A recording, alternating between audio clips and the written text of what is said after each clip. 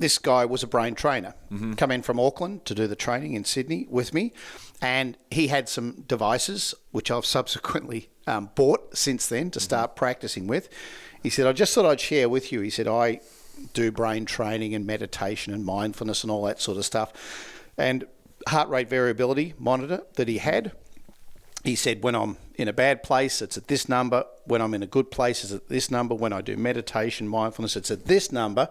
He said, after a day of laughter training, he said, the number's gone up to a point where I've never seen it before. Really? I'm going, cool. Wow.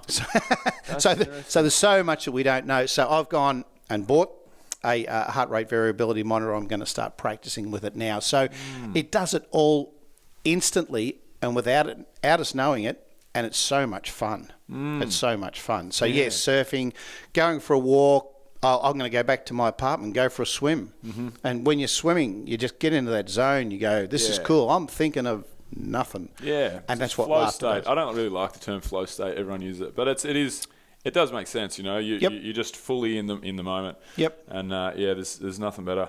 I'd love to see an MRI of somebody's brain when they're laughing, you know, like over and over and over. At a comedy show, or you know what you do, an hour, whatever it is. But obviously, you know, more people probably go to the comedy shows, and it's probably more common. But because I've been looking at seeing all the research that's coming out with psychedelic drugs, psilocybin for mental health, anxiety, and depression, and the reason that psilocybin has been granted breakthrough therapy status in Europe and the United States is because it switches off the default mode network.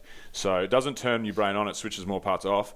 And the default mode network is the self-biographical part of your brain. So that's the part that, you know, I am Merv, I do this, people think this of me, so on and so forth. When you get a knock in the head in a car and you forget yourself, that's a part of your brain that you damaged.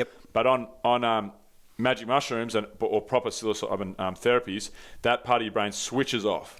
And then through doing that, meditation, I 100% assume, just having a guess that laughs would be the same, meditation, float tanks, flow state, anything, it switches the default mode network off. You're not worrying about yourself. You're living totally in the present. So I'd love to see what an MRI of like a person's brain. I'm sure they're out there. A person's brain when they're laughing. You know, I'd assume that it would have the same effect. I haven't done that. But there's a guy in the United States, Lee Burke from Loma Linda University, and he's done a lot of research on this laughter stuff, and he's got all the data about what happens in your brain, and it goes into a gamma state, and it's the same state as if you're in deep meditation. So he's already proven a lot of this stuff, and there's such a great link to meditation and mindfulness and laughter, because the actual process of exhaling, and then breathing in, it's exactly the same thing.